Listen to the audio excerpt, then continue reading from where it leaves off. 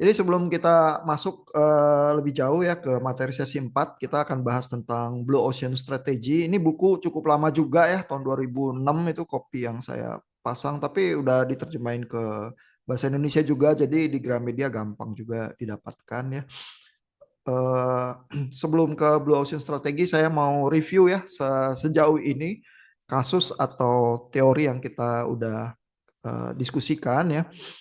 Yang pertama, Bapak Ibu kemarin lihat kasusnya Iridium ya yang bangkrut padahal punya visi masa depan ya, tampaknya bombastis begitu ya, aplikasi yang ingin dijual dan berhasil juga ya, teknologinya jalan, launching, ada juga early users ya. Kalau kita lihat dari teori kacamata teori crossing the chasm, mungkin dia udah early adopters ya, udah berhasil ya. Cuman memang nggak berhasil crossing ya, karena dia mentargetkan customer yang lebih tinggi, jumlahnya nggak berhasil, terus menyatakan diri bangkrut. Kalau kita lihat dari Innovators Dilemma ya, sebenarnya Iridium tuh berhasil mengalahkan Innovators Dilemma. Innovators Dilemma itu kan ini ya, apa fenomenanya perusahaan besar punya modal gede, labnya juga bisa menghasilkan teknologi inovatif, disruptif, tapi nggak berani melangkah. Kenapa? Karena manajer-manajernya logis, rasional, pasar buat teknologi disruptif itu terlalu kecil atau bahkan nggak ada, dia nggak berani masuk, apalagi kalau teknologi disruptifnya sedemikian disruptif terus mengkanibal produk yang lain gitu ya. Dalam kasus Iridium, mereka tuh rajanya 2G juga, ya rajanya GSM yang tambah murah gitu ya. Dan mereka terbukti berani ya karena merasa kali eh, Iridium itu semacam sustaining teknologi ya. Jadi kayak teknologi sama mirip kayak mobile selular, tapi sekarang pakai satelit. Terus mereka udah rajanya, mereka nggak mungkin gagal, gitu ya kali pola berpikirnya. Tapi pokoknya mereka nggak dihantui ketakutan innovators dilemma itu, wah jangan-jangan kita mengkanibal diri sih, wah ini untungnya terlalu kecil atau apa, mereka optimis ya terus main hajar ya. Makanya perdebatan kemarin yang pertama itu complicated ya, karena Pak Jordi dan teman-teman dari grup satu itu mengklaim ya harusnya berhenti lah kalau udah bisa prediksi bahwa ini bakal bangkrut ya. Cut loss secepatnya ya berhenti gitu ya, jangan ngotot terus nabrak tembok gitu ya. Nah, tapi kan itu ya, grup 2 itu langsung bantah ya dengan argumen-argumen bahwa kalau nggak berani ya, kalau nggak apa punya pantang menyerah gitu ya, ya nggak ada inovasi lah gitu ya. Karena semua inovasi itu seperti itu ya, kayak menerjang badai gitu ya.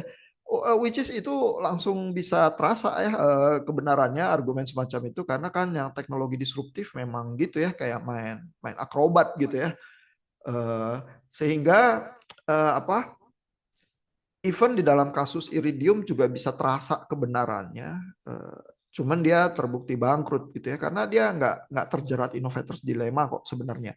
Nah, tapi dia terjerat problem kedua, yaitu crossing the chasm-nya nggak berhasil ya, karena eh, dari sisi pasar early adopters itu memang ada perbedaan besar dengan pasar pragmatis. Yang pragmatis itu apa sifatnya referensi ya, cuman mau pakai merek besar yang memang udah dominan di pasar, sehingga after sales apa service dan lain sebagainya yang pragmatis nggak mau pusing juga ngoprek, nggak mau pusing juga coba-coba dulu, dia nggak mau coba-coba ya, dia punya bisnis yang dia harus running gitu ya.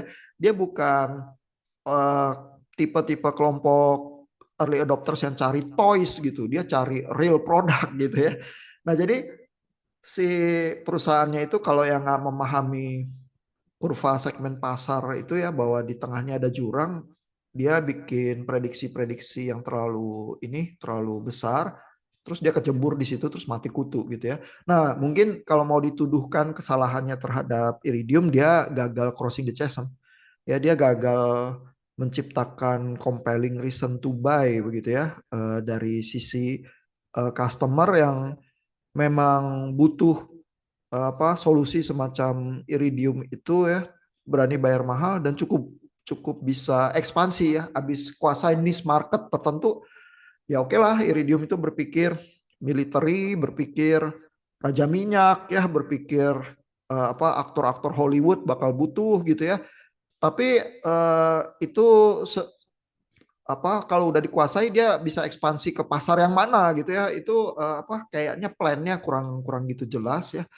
Terus tentu Iridiumnya masih dihantui juga technical problems itu ya, yang line of sight dan lain sebagainya yang cukup mengganggu sehingga begitu mau ekspansi ke CEO atau direktur atau apa kurang gitu nyaman gitu ya. Jadi nggak bisa keluar dari apa beachheadnya dari niche marketnya itu terus stuck di situ terus akhirnya ya jatuh juga ke jurang gitu ya. Apalagi kompetitornya ekspansi dengan deras ya terus jadi murah ya GSM itu terus orang nggak merasa butuh ya Iridium gitu. Jadi crossing the chasm-nya gagal tapi Innovators Dilemma berhasil ya. Sehingga kita bisa mulai memahami ya kalau orang tuh mau mulai startup gitu ya, ada problem internal yang sifatnya innovators dilemma, ada problem eksternal yang sifatnya crossing the chasm. Kalau kita salah satu gagal, kemungkinan ya kita gagal ya. Kalau gagal ya di innovators dilemma, kita nggak launching-launching gitu ya karena takut ya, nggak bisa ya ini cuman mainan aja gitu ya. Kalau crossing the chasm, mungkin terlalu optimis, terus nggak hati-hati ya menata itu beachhead-nya terus tahu-tahu kejebur di jurang gitu ya. Sehingga Bapak Ibu kalau yang tadi hadir di kuliah seminar itu ya, kuliah tamu kita yang dari Australia kan profesor yang datang tadi juga alumni UPH ya, terus dia juga mengembangkan startup ya. Teman-teman bisa lihat sendiri bahwa apa startup yang dia kembangkan itu kalau dilihat kayak modifikasi modifikasi kecil ya. Mungkin produknya yang apa ada paten dan siap diaplikasi itu ya soal swapping baterai di udara gitu ya buat buat drone-drone yang bisa diperlukan ya. Nah, ini kita bisa eh, coba kritisi dan analisis ya. Kita lihat seberapa terus pasarnya ada chasm atau enggak ya, beachhead-nya di mana.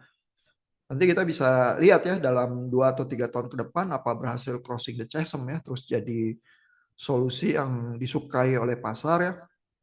Kalau enggak, ya berarti harus ada apa pivot ya, cari beachhead yang lain gitu. Ya. Sorry. Nah itu review kita ya. Bapak Ibu ada pertanyaan nggak atau komentar?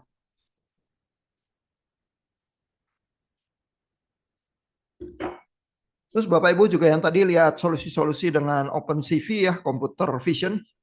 Itu computer vision itu udah cukup apa uh, robust juga ya dan cukup mudah untuk dipakai ya di aplikasi. Cuma yang sulit adalah melakukan training ya kalau kita punya kebutuhan yang custom ya di lokal perusahaan kita butuh sesuatu yang solusi OpenCV.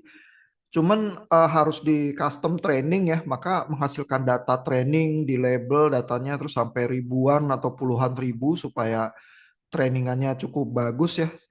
Terus menjalankan itu, nah itu tuh yang susah ya. Dan itu yang sebenarnya dijual ya, bukan engine AI-nya polos gitu aja ya. Yang sekarang jadi open source bisa diakses bebas begitu. Nah, solusi custom made-nya itu tuh yang berharga dan itu butuh apa? Butuh kerja keras ya, bahkan bisa orang kalau ngerjain itu 3 tahun bisa lulus S3 ya untuk solusi problem-problem tertentu yang sangat spesifik begitu ya. Nah, itu beachhead-nya itu masih masih sangat terbuka ya.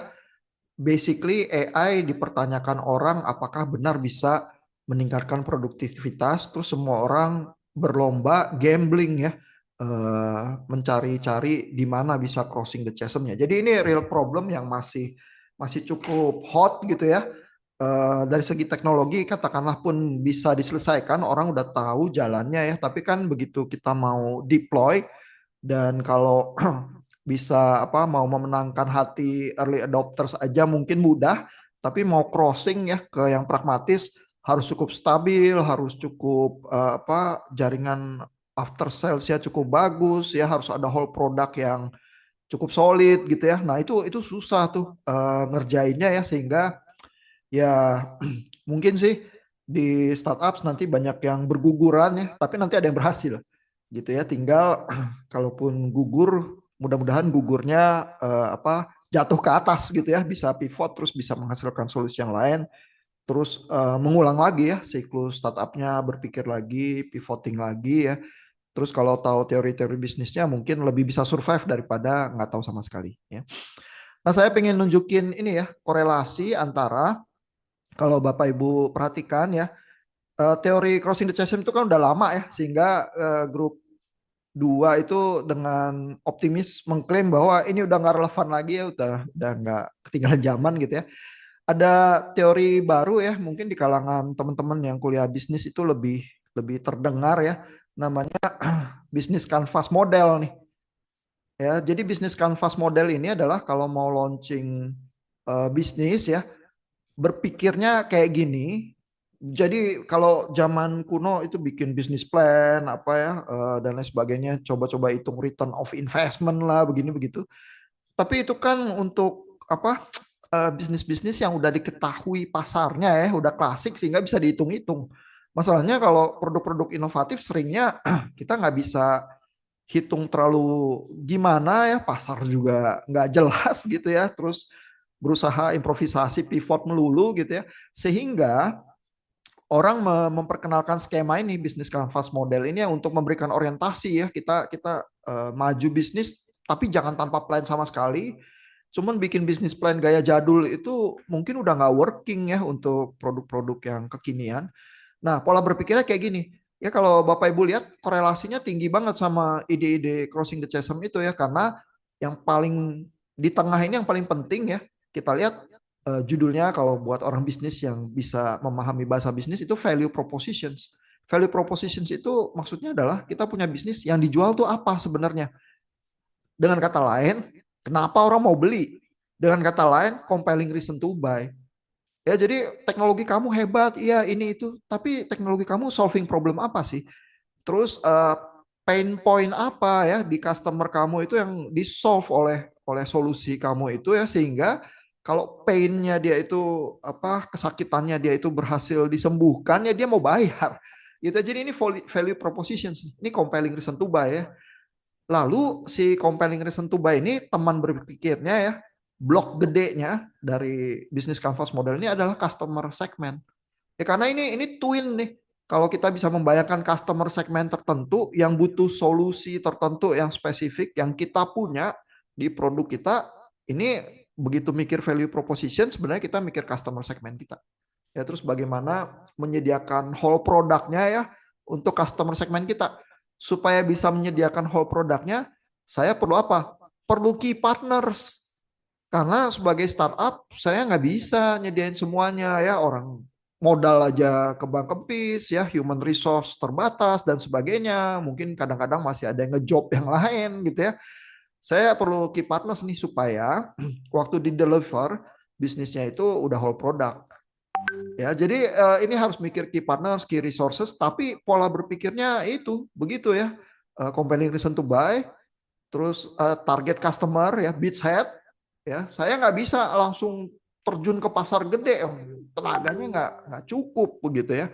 Terus partnernya siapa gitu ya. Jadi kalau yang kayak cost structure ya, ini harus hitung-hitung juga lah gitu ya. Tapi bukan itu yang utama yang jadi sentral apa, strategi awal ya.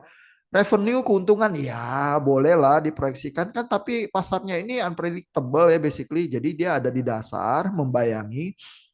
Cuman pilar-pilar utamanya adalah ini, value proposition, yaitu compelling reason to buy, customer segment yaitu target customer, key partners ini untuk menghasilkan whole product. Begitu ya. Nah, jadi kalau apa, biasanya bisnis canvas model itu yang belajar mungkin orang-orang bisnis ya. Kalau Bapak Ibu cari literatur-literatur atau paper-paper, mungkin banyak kan dari kalangan bisnis ya, tapi dari kalangan teknologi yang belajar crossing the chasm sebenarnya ya sejak tahun 2006 itu, begitu ada bubble.com tahun 2000, terus orang mulai berpikir kenapa ya banyak yang bangkrut dan sebagainya, membuat teorinya itu sebenarnya udah diketahui ya fenomenanya, dan mungkin solusi bisnisnya juga udah tahu, tapi kan tahu solusinya dengan apa menjalankan eksekusinya itu dua hal yang berbeda ya. Eh, Kayak tahu atlet tahu teorinya, tapi kan dia tetap harus eksekusi ya. Nah di situ tuh yang apa bisa bisa tricky gitu ya. Mudah-mudahan gambaran Bapak Ibu tentang tiga apa kasus teori kita yang di tiga sesi pertama kemarin jadi lebih jelas ya. Ada pertanyaan nggak Bapak Ibu? Atau komentar silakan.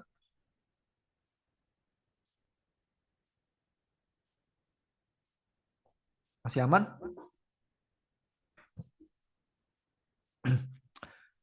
Oke, kita lanjut ke ini ya, teori Blue Ocean Strategy ya. Saya nggak tahu Bapak Ibu berapa banyak yang kerja di apa perusahaan yang punya solusi teknologi disruptif atau inovatif ya, mungkin di Indonesia sih jarang ya.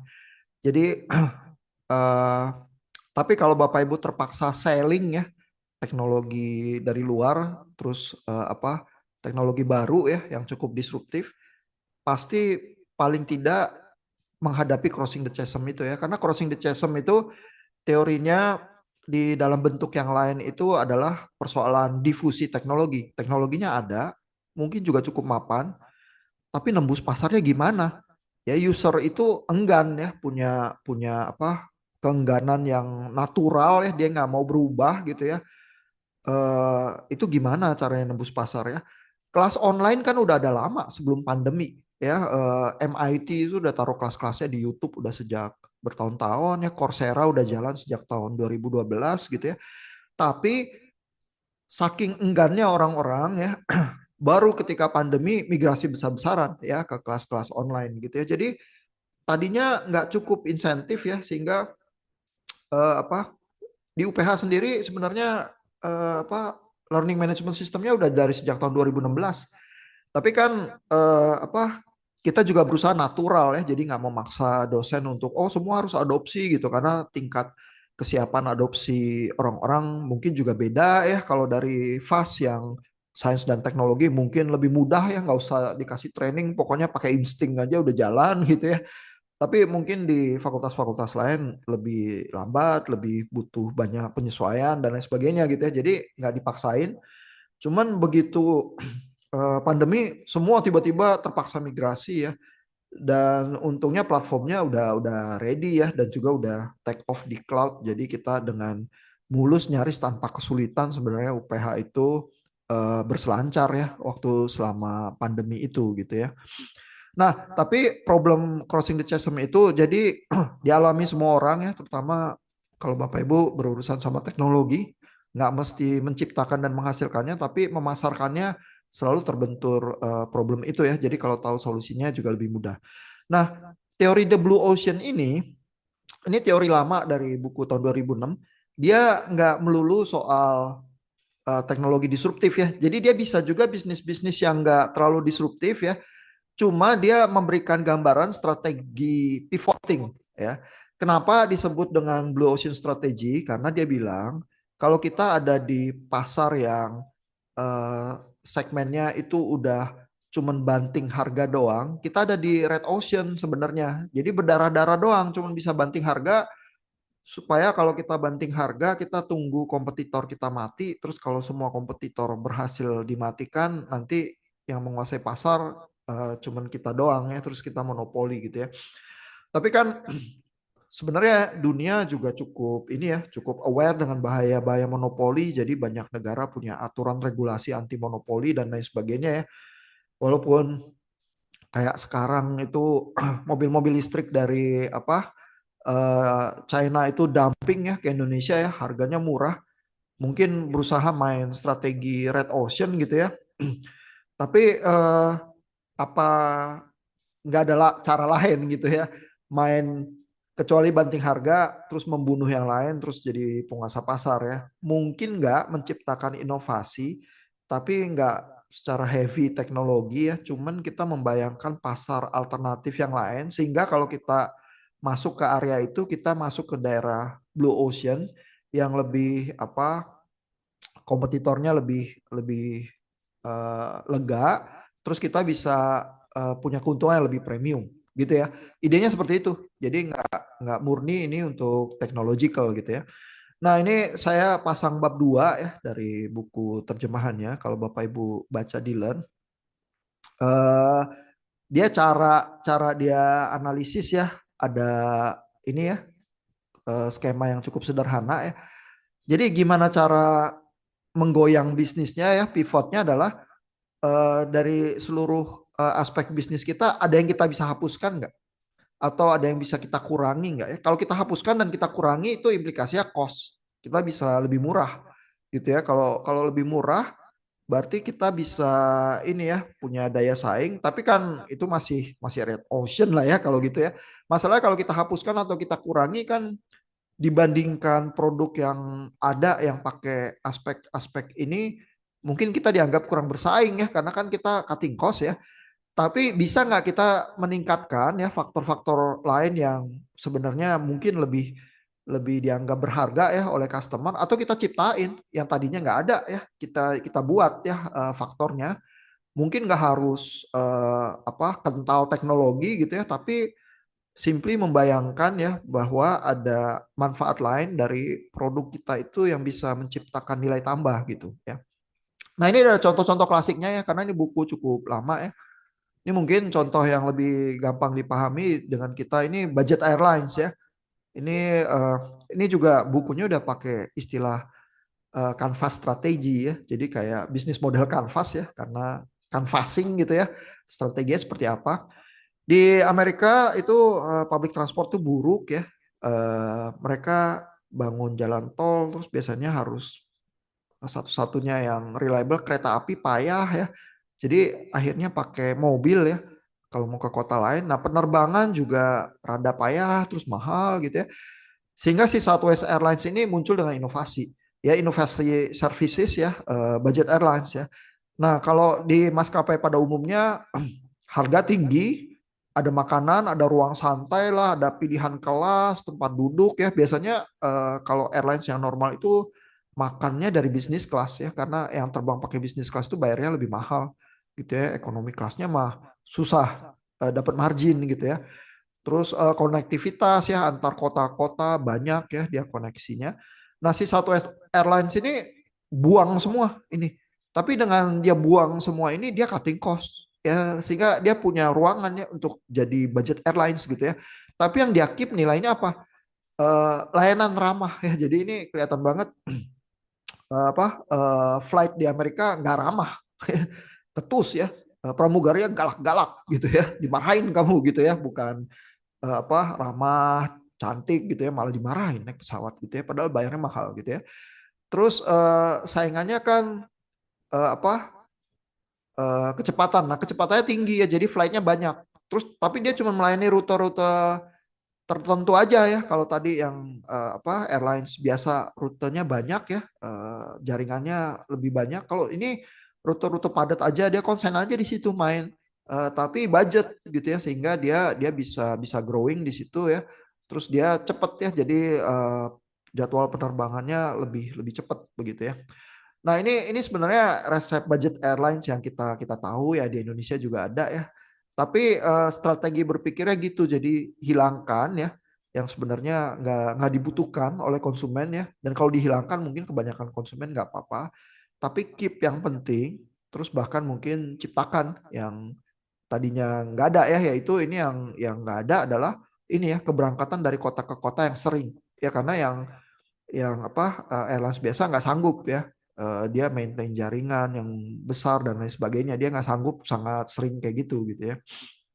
Nah ini di logika kayak bisnis hotel juga ada ya hotel yang paling penting apa sih hotel ya kalau buat orang profesional eventnya apakah kolam renang itu penting apakah spa itu penting gitu ya gym penting nggak gitu ya ya kali ada ya orang yang mau five star hotel yang kayak gitu ada tapi kebanyakan orang yang penting tuh kasur gitu kali karena kalau saya habis kerja saya butuh bisa tidur ya, bisa istirahat gitu ya. Even sarapan juga nggak mesti ada lah ya, atau very simple ya. Tapi kasur harus enak gitu ya. Terus dengan membuang kolam renang, dengan membuang gym, dengan membuang spa ya, berbagai fasilitas, dia bisa jadi budget ya. Juga mungkin paling mahal adalah lokasi ya. Dia lokasinya ya agak ke pinggir, yang penting dekat sama akses ke tengah kota gitu ya, angkutan umum ya udah. Terus dia bisa beroperasi dan dia jadi budget hotel yang cukup menjual ya, karena value-nya dia yang penting saya tidur enak gitu ya, dan itu dibutuhkan semua orang gitu ya. Nah, jadi caranya si ini Chan Kim sama Rene ini ya mengformulasi gimana caranya pivot seperti itu ya, hilangkan faktor-faktor yang kita bisa buat cutting cost ya, atau kurangi lah paling dikit, terus ciptakan yang baru ya, atau apa, tingkatkan ya lebih lebih tinggi daripada apa kompetitor-kompetitor yang tradisional gitu ya. Nah, mungkin ini contoh yang lain ya yang jarang diketahui di Indonesia karena ini jarang ya, tapi kreatif ya. Ini ada sirkus, Sirkus du Soleil namanya. Sirkus itu punya biaya besar karena suka apa bawa binatang ya. Piara gajah itu kan repot ya, piara singa repot, harus ada pawangnya, harus kasih makan dan lain sebagainya. Ini sirkus-sirkus pada umumnya itu biayanya banyak di situ gitu ya. Nah, Sirkus du Soleil ini dia nggak mau ya, dia pangkas semua itu ya, arena pertunjukan yang soal binatang, itu semua apa biaya gitu dipangkas semua. Terus dia menggabungkan ya bisnis sirkus dengan opera. Ya opera itu kalau di Western culture itu elit ya. Orang kalau ke opera atau ke teater gitu ya, nggak kayak ke bioskop pakai jeans ya. Ke opera itu pakai jas, pakai dasi gitu ya. Itu apa hiburan yang elit ya, karena orang merasa oh datang ke teater terus nonton Shakespeare gitu ya, itu berbudaya ya, orang berbudaya nggak cuman pakai jeans sama kaos apa kaos polos gitu ya. Itu tuh buat buat acara-acara budaya tinggi gitu ya. Jadi orang bayar mahal buat tiketnya. Ya, sehingga si Cirque du Soleil ini menggabungkan ya apa kayak pertunjukan sirkus ya. Mungkin masih ada akrobat, tarian ya, tapi lebih terasa kayak teater ya atau musicals gitu ya. Sehingga dia punya nilai jual yang tinggi, yang sirkus yang cuman main binatang sama akrobat itu nggak bisa masuk ke situ ya, karena kan mungkin ya butuh latihan tertentu lah ya untuk menyajikan atraksi-atraksi yang seperti itu. Terus Cirque du Soleil ini jadi punya pasar tersendiri yang terpisah, nggak mesti bersaing dengan kompetitor yang biasanya sirkus gitu ya. Terus dia masuk ke Blue Ocean gitu ya. Nah, itu kan contoh-contoh klasik ya dari bukunya ini ya si Chan Kim dan Rene Mabur ini ya. Di dalam apa eh, era yang modern masih ada tuh yang kayak gitu ya. Terutama mungkin yang paling terkenal itu ini ya Elon Musk ya, SpaceX. Ya jadi meluncurkan apa eh, satelit gitu misalnya ke ruang angkasa, kan satelit sangat vital nih zaman sekarang. Komunikasi satelit itu udah dari sejak tahun 80-an Indonesia udah punya satelit Palapa ya, karena kepulauan nggak mungkin lah kalau nggak pakai satelit gitu ya. Tapi meluncurinya kan mahal ya. Terus tadinya cuma NASA ya, NASA tadi makan uang negara banyak.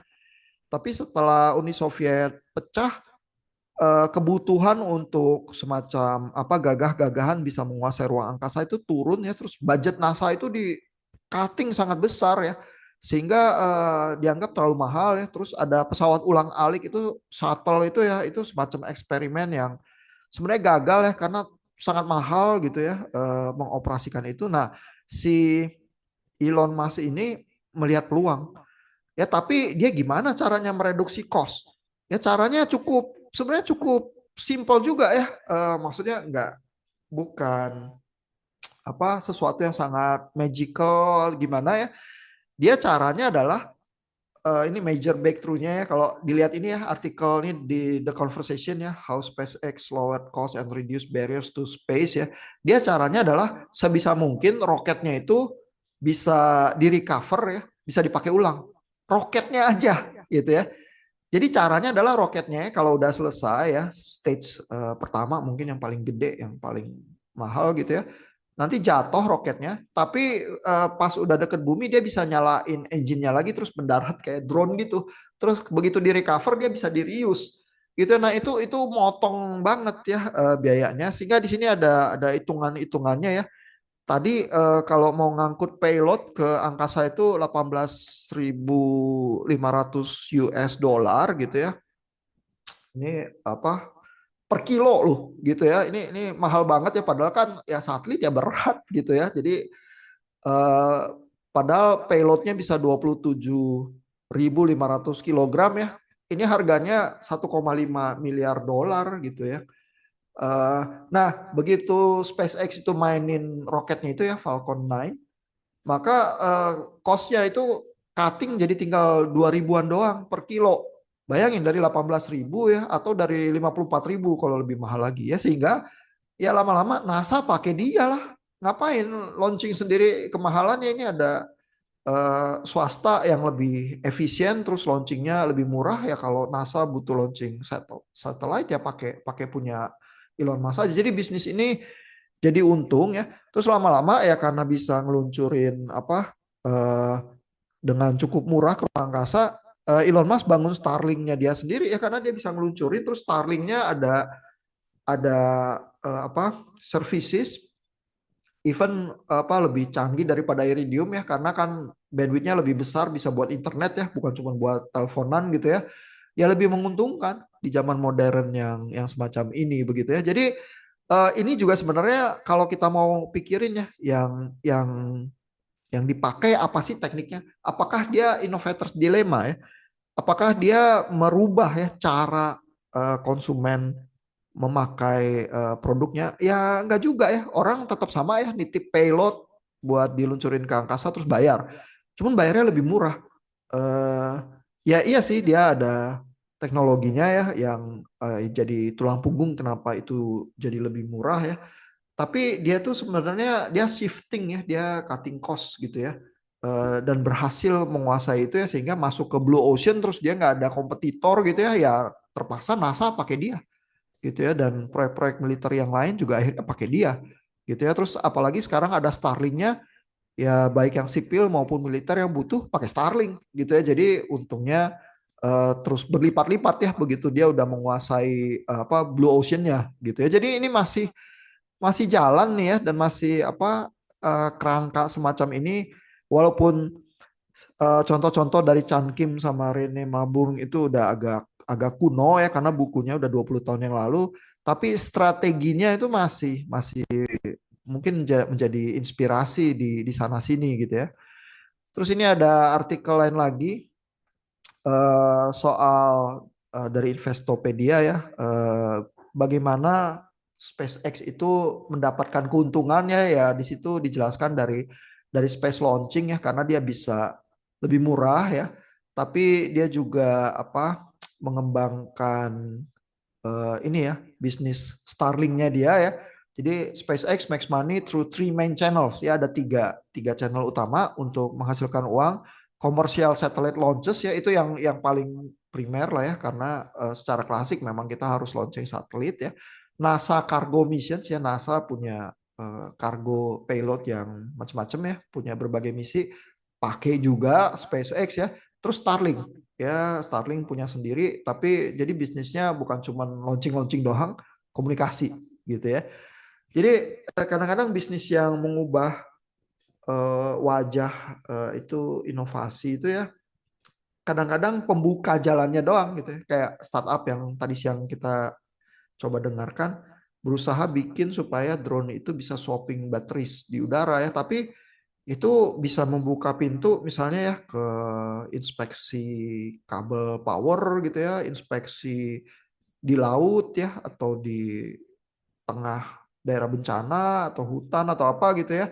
Jadi macam-macam hal yang dari keterbatasan apa waktu terbangnya si drone bisa diatasi begitu ya, terus membuka kemungkinan-kemungkinan aplikasi yang lain. Ini juga sama ya, SpaceX tadinya cuma launchingnya aja yang difasilitasi lebih murah dengan teknologi roketnya bisa di recover ya, di reuse gitu ya. Terus lama-lama membuka peluang untuk Starlink gitu ya. Jadi apa Blue Ocean itu bisa ini ya, bisa membuka pintu juga ke ekspansi yang lain ya. Tadinya memang peluangnya dilihat di niche market tertentu bisa masuk dengan pivot strategi kanvasnya Blue Ocean, terus begitu masuk terbuka pintu-pintu lain lagi gitu ya. Nah, itu teori Blue Ocean kita. eh saya juga mau bilang soal Goto ya. Eh, Kalau Goto itu sebenarnya karena dia startup baru, dia nggak mengalami innovators dilemma ya. Yang kena terjerat innovators dilemma ya saingan-saingan taksinya ya, kayak Bluebird dan lain sebagainya. Mengadaptasinya sedikit terlambat ya, tapi ya berhasil juga. Tapi si Gotonya ya itu sebenarnya sampai tahun lalu masih merugi. Cuman di kuartal ketiga aja November itu laporannya mulai untung. Itu juga karena cutting apa PHK cukup besar ya, mengefisiensikan ininya operasinya sehingga bisa membukukan keuntungan ya. Padahal eh, apa ojol itu kan sejak tahun 2016 ya. Kalau kita bayangin ini tahun 2026 ya. Jadi makan 10 tahun juga loh mau crossing the chasm loh. Ya, at least sampai untung ya. Mungkin secara bahwa diadopsi oleh apa mainstream market ya, majority market, dia udah sih.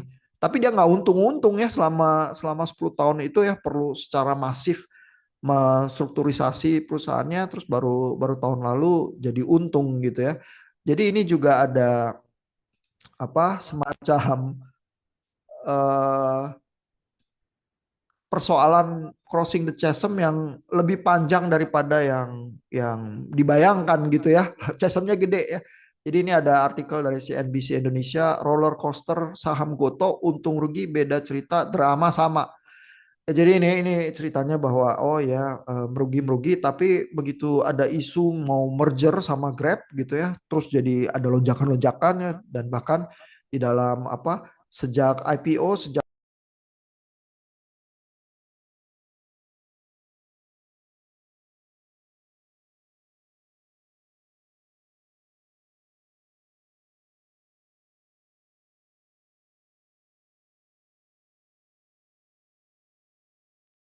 Sorry Pak Ihan, suaranya belum.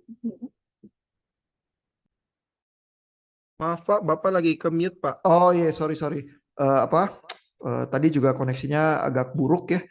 Jadi mudah-mudahan nanti recordingnya bisa di-cut, bisa bisa lebih apa bisa connect ya.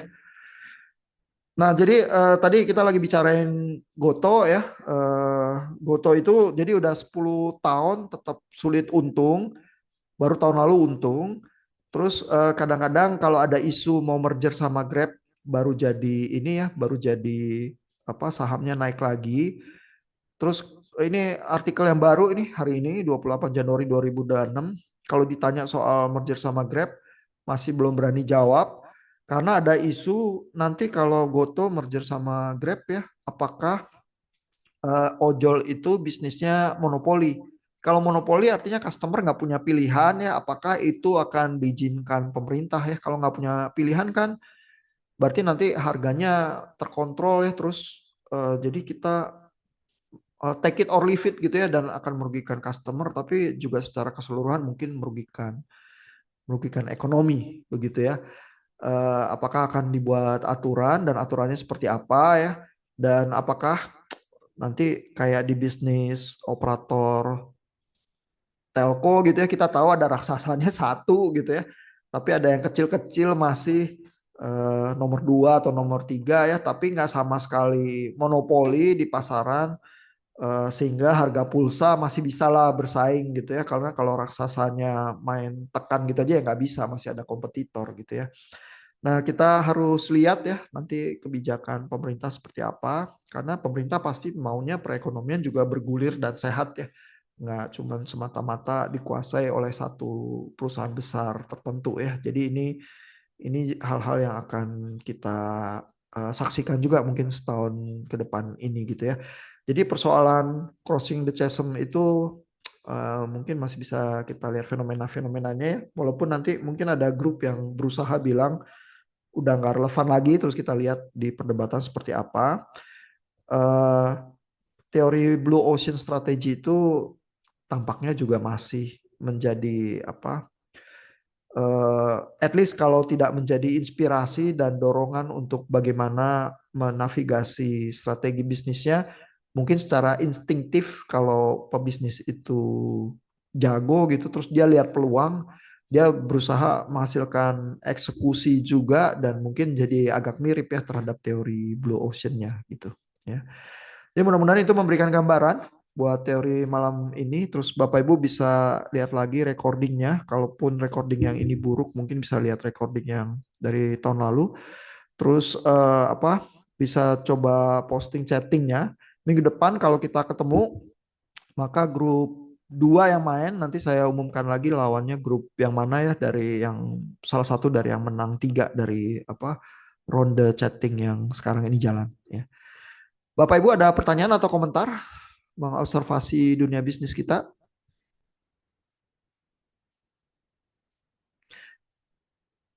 Kalau nggak ada kita sampai di sini. Thank you Bapak Ibu untuk perhatiannya. Selamat malam, selamat istirahat.